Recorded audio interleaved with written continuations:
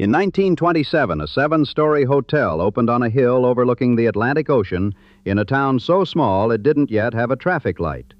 The Cavalier Hotel cost $2 million, funded by 1,000 stockholders who believed that this stretch of Virginia coastline could rival anything in Florida or New Jersey.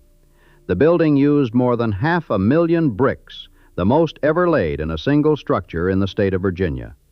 Every one of its 195 guest rooms had a private bathroom, which, in 1927, was the kind of extravagance that made people talk. There was a stockbroker's office in the lobby with a live ticker connected to the New York Stock Exchange, so guests could watch their portfolios between swims. Rooms ran between $4 and $18 a night, and that included 3 full meals. On opening night, April 4th, 1927, the Ben Burney Orchestra played while congratulatory telegrams arrived from Sophie Tucker and Al Jolson. The president of the American Hotels Corporation walked through the front entrance, looked around, and declared it the finest resort hotel in America. He said he'd seen them all. Today, the Cavalier still stands on its hill. It is the only pre-World War II hotel left on the Virginia Beach ocean front. Below it, stretching for 3.5 miles along Atlantic Avenue, stands a wall of concrete, chain hotels stacked shoulder to shoulder, most of them indistinguishable from one another, most of them built between the late 1960s and the 1990s. An architecture professor at Old Dominion University once described the view from the boardwalk with a bluntness that still stings. The ocean front, he said, resembles nothing so much as a Soviet-style resort of the 1960s. It is devoid of any architectural interest whatsoever. Except for the Cavalier, he added, there is nothing left but high-rise concrete boxes.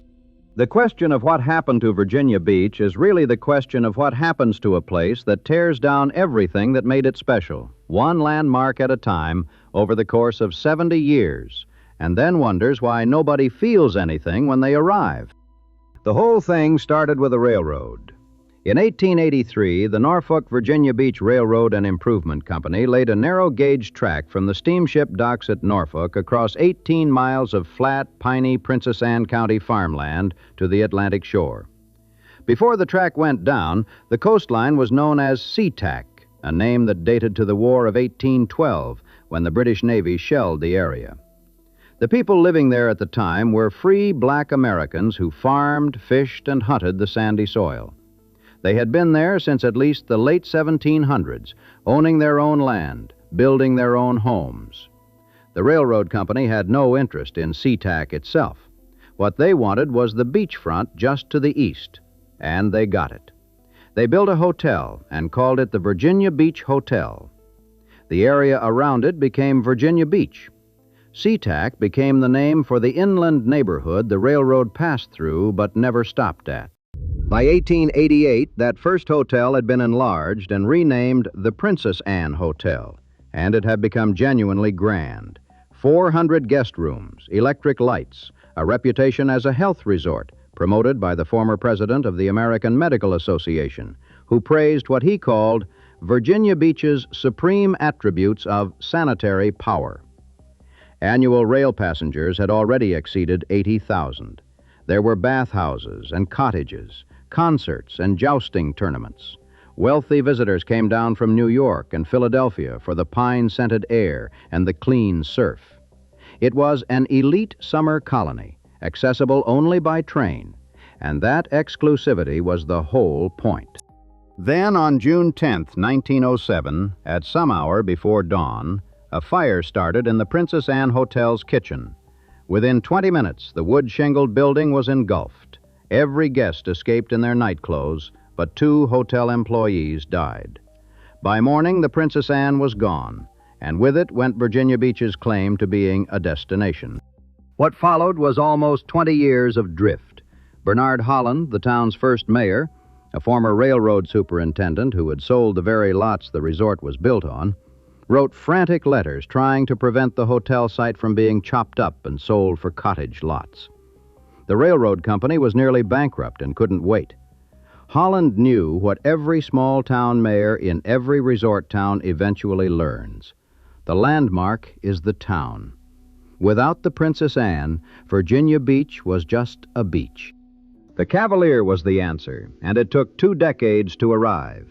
The name was chosen by local residents in a newspaper contest. They wanted something with Virginia swagger, something that sounded like cavalrymen and colonial gentlemen. Construction began in 1925. The Norfolk architectural firm of Neff and Thompson, Clarence Neff was the lead designer, drew up a 7-story Renaissance Revival building inspired by Thomas Jefferson's Monticello and the University of Virginia. The approach was framed by serpentine brick walls that mimicked Jefferson's enclosed gardens in Charlottesville. The entrance pavilion was modeled on Monticello's east portico. The decorative water tower that crowned the building took its design from the work of James Gibbs, the architect behind the Church of St. Mary le Strand in London. The building's Y-shaped floor plan gave nearly every room an ocean view, and the 3 wings met at a junction topped by an ornamental cupola that caught the late afternoon light off the Atlantic. The contractor, Baker & Brinkley, laid more than 500,000 bricks in 13 months. The plaster ceilings in the rotunda lobby were copied from the Moses Myers House in Norfolk, one of the finest Federal period interiors in the state. The original property covered 350 acres, including a 290-acre golf course with holes modeled after St. Andrews and North Berwick in Scotland. There was a sunken garden on the south side, whose flowers were cut fresh each day and placed in every guest room, in the dining room, and in the lobby. Guests arrived by Pullman car to the Cavalier's own rail stop. They hunted native fowl on the grounds and had their game cooked to order by the hotel chef, served in front of a roaring fire in the hunt room. An indoor saltwater swimming pool, an almost unheard-of amenity for 1927, anchored the lower level. A doctor kept an office on site. So did a photographer. So did a stockbroker with his live New York Stock Exchange ticker tape, because even on vacation, the men who came to the Cavalier wanted to know what their money was doing. Rooms ran between $4 and $18 a night, and that included 3 full meals prepared by the hotel's kitchen staff.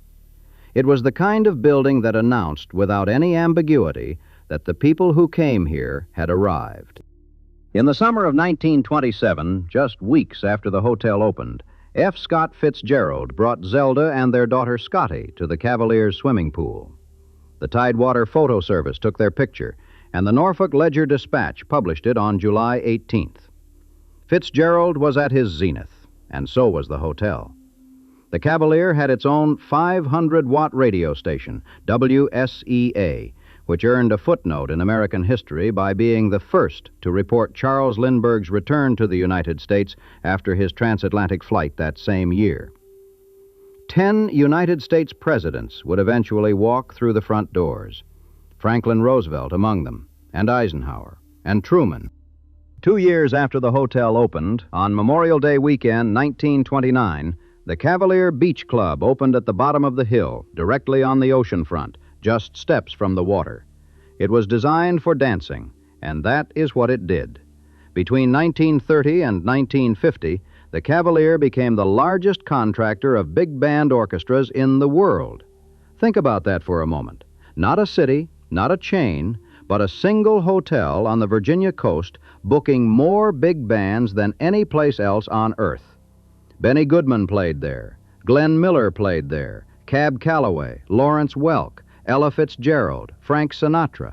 They all came down to the Beach Club, stood on the bandstand with the ocean behind them, and played for dancers who'd paid 10 cents a set. The Peacock Ballroom, part of the older casino complex up the boardwalk, had been drawing crowds since the 1920s with Duke Ellington and Cab Calloway, but the Beach Club eclipsed it. The Beach Club was where the glamour concentrated. A hurricane tore through the Beach Club in 1933, but they rebuilt it. They always rebuilt it.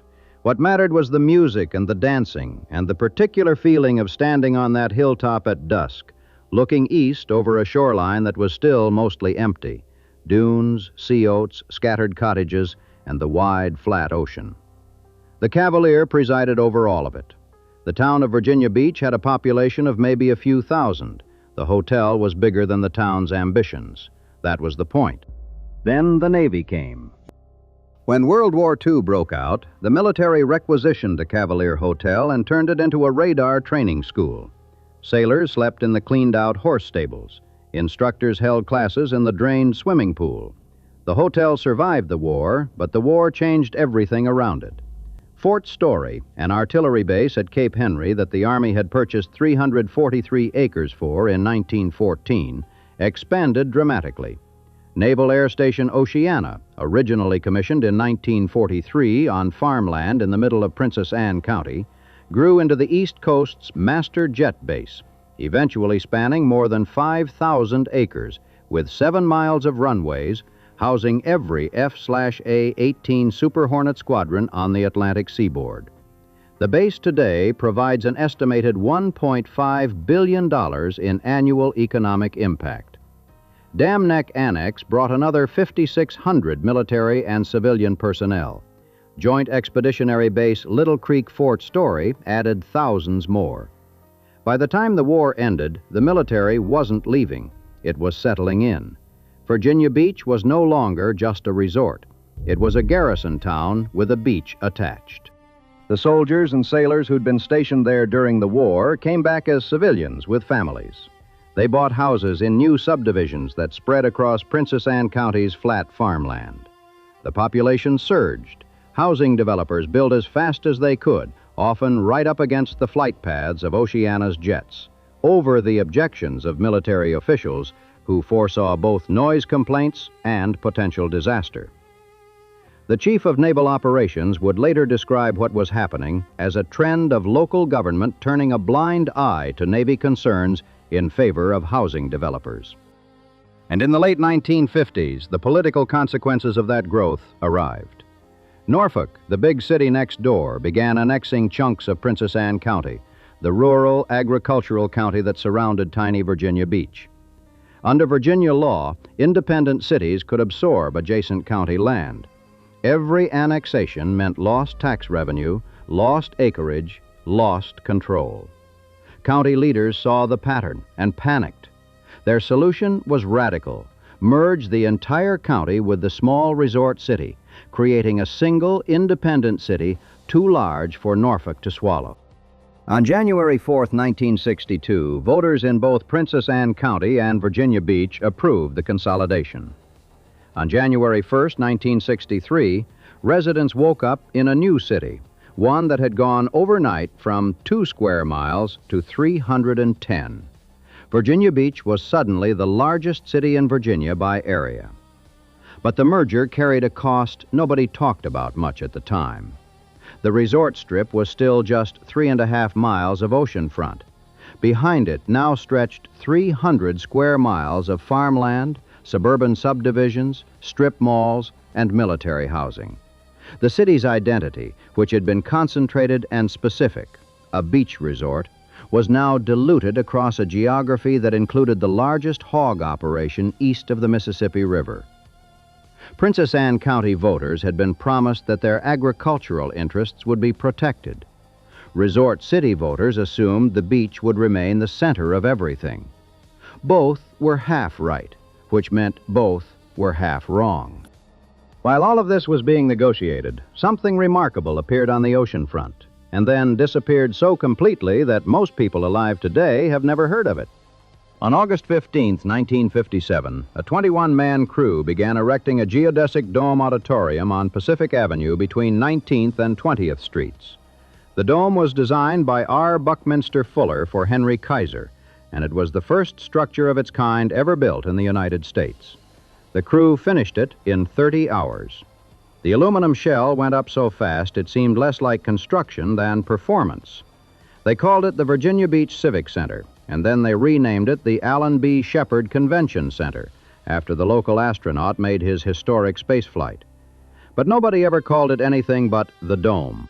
In the early years, the Dome hosted car shows, antique fairs, craft exhibitions, private parties, roller skating sessions, school dances, the whole miscellaneous life of a small city that didn't yet know what it would become. Then, in 1962, a radio producer named Gene Loving started booking musical acts, and the Dome became something else entirely. Louis Armstrong played the Dome. Ray Charles played the Dome. The Rolling Stones, Jimi Hendrix, Black Sabbath, they all stood inside Buckminster Fuller's aluminum shell and played for crowds of teenagers who'd come to the beach for the summer with their families and couldn't believe their luck. For 2 decades, the Dome was the entertainment center of the entire Virginia Beach oceanfront. The building hummed with whatever sound was moving through American culture that year. Jazz, soul, rock and roll, psychedelic, hard rock, metal. It absorbed everything. Meanwhile, just a mile west of the oceanfront, the SeaTac community, those descendants of the free black families who had been there long before the railroad arrived, was building something of its own. Locked out of white Virginia Beach by segregation, SeaTac residents raised money and built their own churches, their own schools, their own parks. In 1948, black veterans returning from World War II organized and constructed the SeaTac Volunteer Fire Department, one of the first fire stations in the country owned and operated entirely by African Americans. They built it because the nearest fire company charged $50 to respond to calls outside the beach borough, and $50 was a sum designed to say no without saying it. Mount Olive Baptist Church on Bird Neck Road, founded in 1894, became the incubator for SeaTac Elementary, the first consolidated school for black students in what was then Princess Anne County. The SeaTac community didn't wait for the city to include them. They included themselves. But back on the oceanfront, the demolitions had begun. Through the 1950s and 1960s, a new kind of accommodation started replacing the old cottages and guest houses, the motel. Virginia Beach architect William Burton Alderman designed several of them: the Crest Kitchenette Motel on Atlantic Avenue, the Jefferson Manor Apartments, and Blue Marlin Lodge on Pacific Avenue. And they were beautiful in their own mid-century way. Pre-stressed concrete, steel framing, expansive plate glass windows, decorative breeze blocks lining open-air breezeways. They were modern, confident buildings that assumed the future would be worth looking at. Virginia Record magazine featured them in spreads that made the oceanfront look like a place where design mattered. Then the national chains arrived. Starting around 1970, the big hotel corporations began buying oceanfront lots and building the concrete towers that would define Virginia Beach's skyline for the next half-century. The old motels, the shingle-style cottages, the buildings with character, they didn't stand a chance against the economics of vertical density. One by one, they came down. The Avamere, gone. The Trafton Chalfont, burned. The Pocahontas Hotel, demolished. Each time a building with a name and a history disappeared, a building with a brand name and a room count took its place. The oceanfront was not being destroyed in the conventional sense. It was being replaced, aggressively, profitably, and without any particular regard for what had been there before. In the 1970s, the city tried to compensate for the loss of character by building a convention center, the Pavilion, at the end of the Virginia Beach-Norfolk Expressway. It was meant to be a monumental gateway to the resort strip and to generate year-round business for all those new hotel rooms that sat empty from October to April. The building, designed by Walsh and Ash with Odell Associates, was described by one architectural critic as a highly serviceable, if somewhat uninspired, reworking of Louis Kahn's Kimball Art Museum. Serviceable and uninspired could have been the oceanfront's motto by that point. And still the Dome stood, leaking, aging, its aluminum roof letting in water with increasing regularity, the electrical equipment failing, the whole structure looking more tired every year, but still there, the one truly distinctive building on the oceanfront besides the Cavalier. The city studied what to do with it. Plans to convert it into a bus and transportation center fell apart in 1986. The Pavilion Convention Center had already taken most of its business. Other proposals came and went. A city official named Ed DeWandell, sensing the end was near, organized a committee to help the community cope with the loss of one of its icons, before the loss had even happened.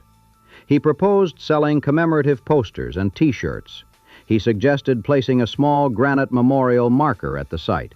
Cost estimate $200 to $250. Nobody could figure out a use for a geodesic dome that justified the cost of fixing it. So, on September 9, 1994, a 50-ton excavating machine showed up on Pacific Avenue. A lifelong resident named Janet Allen watched the iron claw bite into the boiler room's brick wall. She cried out, "There goes the beach! When this is gone, the beach will be gone." The architecture professor at Old Dominion, Robert Watowitz, who had once led an unsuccessful effort to save a different Virginia Beach building from a bad renovation, said he believed even Buckminster Fuller would have regarded the dome as a throwaway structure with a definite lifespan. But within the context of the beach itself, he added, it had a significant architectural presence. The dome crumpled like an empty beer can. It took less than an hour. The last concert before the demolition had been Three Dog Night in 1993. After the dust settled, the lot between 18th and 20th Streets was paved over and turned into a surface parking lot. It would remain a parking lot for nearly 25 years. 3 years before the dome came down, an event occurred that would reshape how the rest of America thought about Virginia Beach, though it would take time to understand the full consequences. In 1989, during Labor Day weekend, a weekend that had informally become known as Greek Fest, an annual gathering that drew tens of thousands of black college students to the oceanfront, disturbances broke out along Atlantic Avenue. The city's response, including a heavy police presence and the National Guard, became national news and sparked accusations of racial profiling. The weekend was effectively shut down. What replaced it, over time, was a broader and unresolved tension about who the oceanfront was for, who felt welcome there, and whose presence was treated as a problem. That tension never fully went away. It resurfaced in different forms over the years, in debates about curfews, crowd control, parking restrictions, and policing strategies that sometimes seemed designed less to prevent specific crimes than to prevent specific kinds of crowds from forming. Through the 2000s, the issues compounded. On May 31, 2019, a disgruntled city employee walked into Building 2 of the Virginia Beach Municipal Center in the old Princess Anne area, miles from the oceanfront, and shot and killed 12 people. It was the deadliest mass shooting in Virginia since Virginia Tech. The gunman was killed by police. No motive was ever determined. The city reeled. A community that had always thought of itself as safe was forced to confront something that had nothing to do with tourism or architecture or the oceanfront, but that nonetheless entered the bloodstream of the city's reputation. Then came the summer of 2020. In the resort area alone, there were 16 shootings that year, roughly one every 25 days. 9 people were wounded and 1 killed in a 3-week stretch between June 8th and June 22nd alone. Social media lit up with complaints from residents who said they were regularly woken by gunshots. Business owners worried about employees walking to their cars at night. The city deployed surveillance cameras, crime suppression squads, undercover units. On March 26, 2021, 10 people were shot at the oceanfront in a single night. 2 died, including a 28-year-old woman struck by what police called a stray bullet. Nobody has ever been charged in her death. As recently as the spring of 2026, a shooting at the oceanfront injured 8 people on a Saturday night, with roughly 2,000 people present. A minor curfew was imposed. The police chief noted that 10 uniformed officers were in the crowd when the shots were fired. The numbers did improve. By 2024, shootings at the oceanfront had dropped to 1 every 189 days, down from 1 every 25 days in 2020. Violent crime dropped 43% compared to the 4-year average. But perception, once set, is a stubborn thing. The headlines had already been written. The reputation had already shifted. Virginia Beach was no longer the place people pictured when they thought of a family beach vacation. Or at least it had to compete with that other image now, the one with the curfews and the cameras and the police chief asking for help from the state legislature. And through all of this, the demolitions, the shootings, the identity crisis, there was the matter of the railroad, or rather, the absence of one. Virginia Beach was built by a railroad. The Norfolk and Virginia Beach Railroad carried the first tourists to the shore in 1883. The Cavalier Hotel had its own Pullman stop. The entire reason the resort existed was that a rail line connected it to Norfolk and through Norfolk to the rest of the eastern seaboard. But by the late 20th century, the railroad was gone, replaced by the Virginia Beach-Norfolk Expressway and a sea of asphalt parking lots. When plans emerged to build a light rail line, the Tide, connecting Norfolk to the Virginia Beach oceanfront, the city had a chance to restore the very thing that had created it. They said no 3 times. In 1989, the Virginia Beach City Council voted 6-5 against a light rail proposal. In November 1999, 56% of voters rejected a referendum to build the line. The proposed route would have connected downtown Norfolk to the Virginia Beach oceanfront along the old Norfolk Southern Railroad corridor, the same corridor the original tourist trains had run on a century earlier. Opponents cited concerns about what they called unwanted bad elements a passenger train could bring. The language was vague enough to mean whatever a voter wanted it to mean. The City Council then passed a 10-year resolution declaring Virginia Beach would have no further involvement in the project. Norfolk built the Tide anyway, entirely within its own city limits. It opened in 2011. 7.3 miles of track, 11 stations, all stopping at the Virginia Beach border. The tracks end at Newtown Road, right at the city line, like a sentence that stops mid-thought. Meanwhile, in 2005, Virginia Beach got a different kind of wake-up call. The Federal Base Realignment and Closure Commission placed NAS Oceana on its list of recommended closures. The reason? All those housing subdivisions that had been built in the flight paths since the 1960s, the ones the Navy had warned about for decades. Encroachment, they called it. The safety concerns were real. Fighter jets screaming over residential neighborhoods at low altitude, accident potential zones filled with families. The commission estimated that closing or mothballing Oceana would cost the city 17,500 jobs, or 7% of its entire workforce, and dump more than 6,600 homes onto the market at once. School funding would drop by as much as $12.7 million because 3,200 students in the Virginia Beach school system had a parent working on the base. Virginia Beach, Norfolk, and Chesapeake reacted fast. They committed to new land use restrictions, adopted the Navy's own zoning guidelines, and launched a program called Yes Oceana that relocated incompatible businesses out of the accident zones.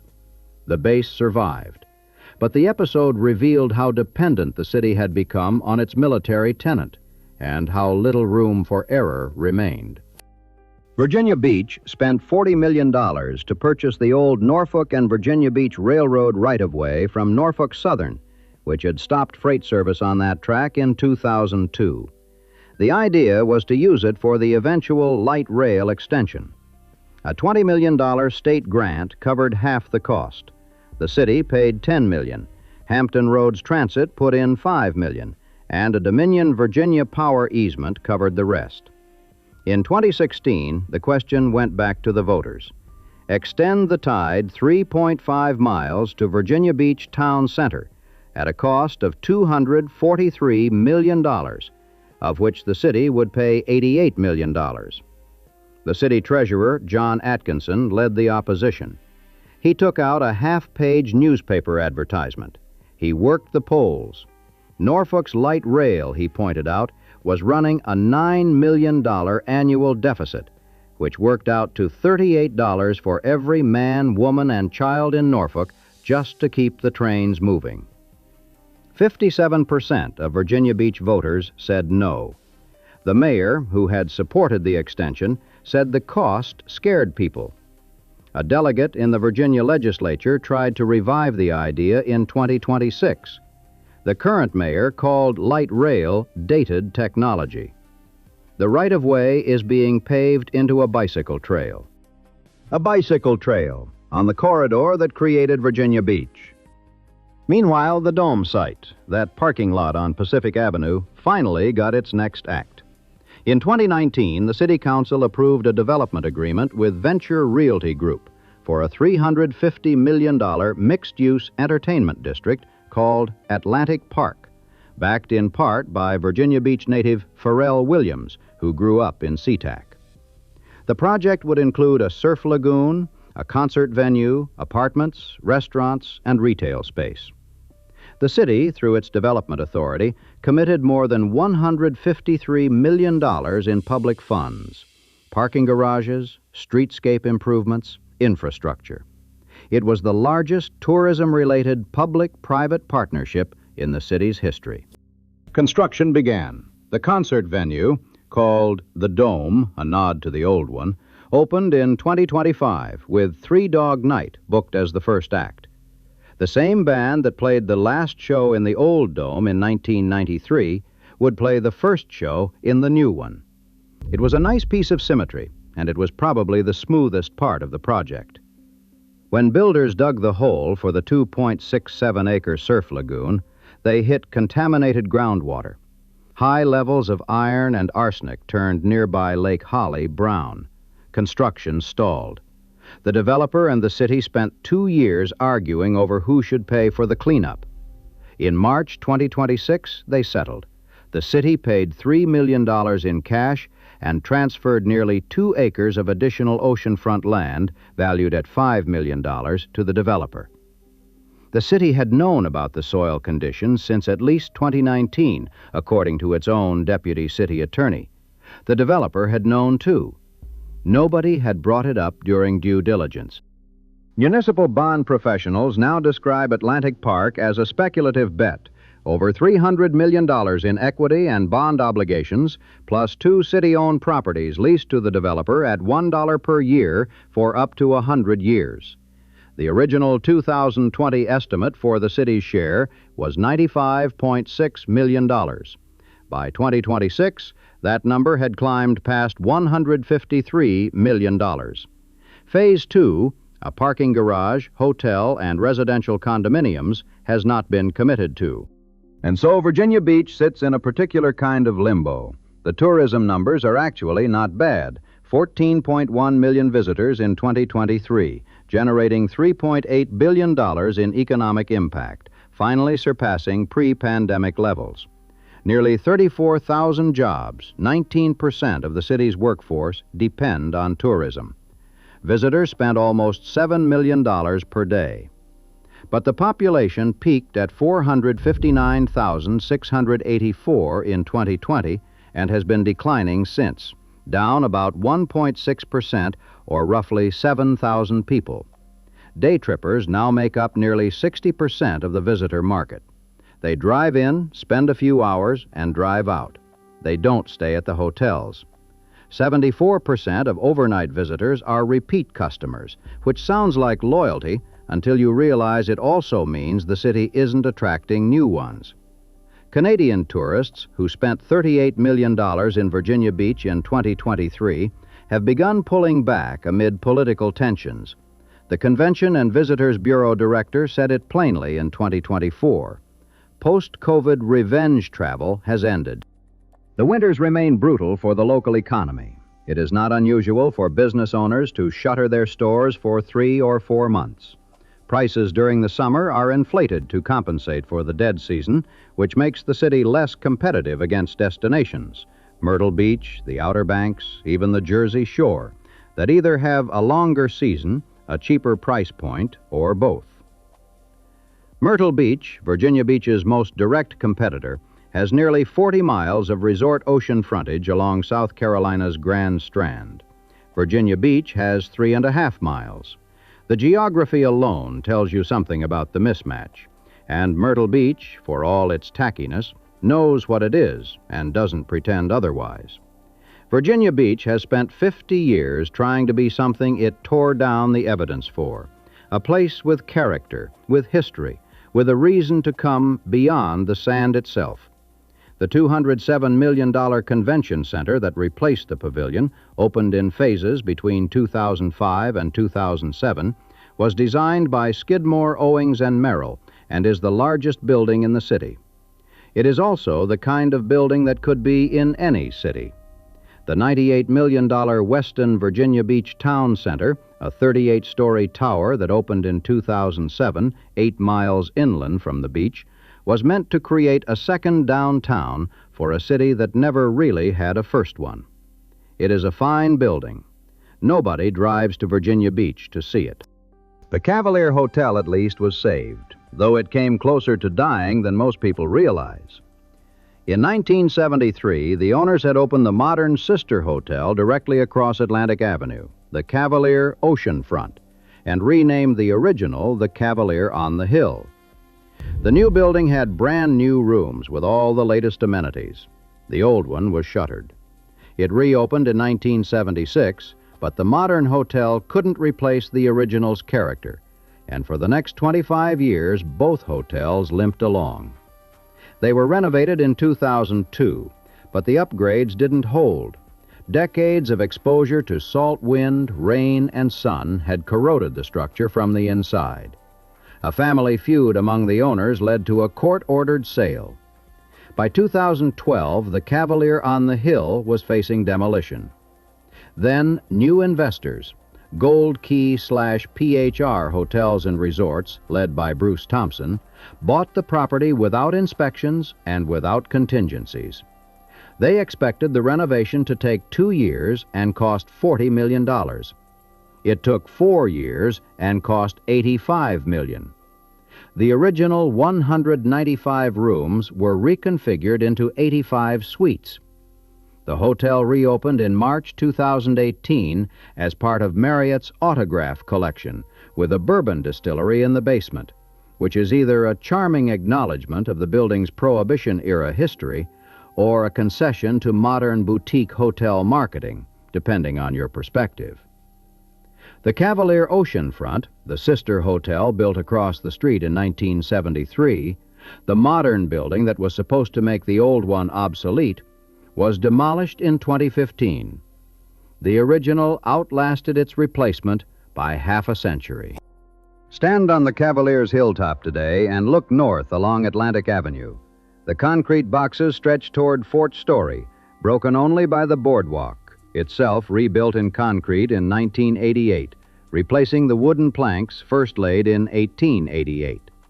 The new dome sits on the old dome's footprint, flanked by a surf lagoon that had to be dug through poisoned earth. The SeaTac neighborhood, listed on the Virginia Landmarks Register in 2024, sits a mile west, still intact, but pressed on all sides by commercial development, still advocating for the preservation of its own history in a city that has trouble preserving anyone's. The railroad right-of-way is a bike path. NAS Oceana's jets still shake the windows. The population is shrinking. The Cavalier has watched all of it from its hill. The Princess Anne burning in 1907, the war taking the ballrooms, the merger swallowing the farmland, the dome rising and falling, the motels arriving and departing, the chain hotels thickening into a wall, the railroad being bought and paved over, the gunshots on Atlantic Avenue, the surf lagoon filling with contaminated water. It was built with 500,000 bricks, designed to echo Monticello, funded by 1,000 people who believed a hotel could make a town matter. It is the only thing left from before. The sunken garden on the south side still grows flowers for the guest rooms, the way it did in 1927. The terrazzo floors are original. The brass dividers are original. The view, somehow, is original. The same Atlantic, the same hill, the same long slope to the water. Everything else between here and the horizon is new, and none of it is as good.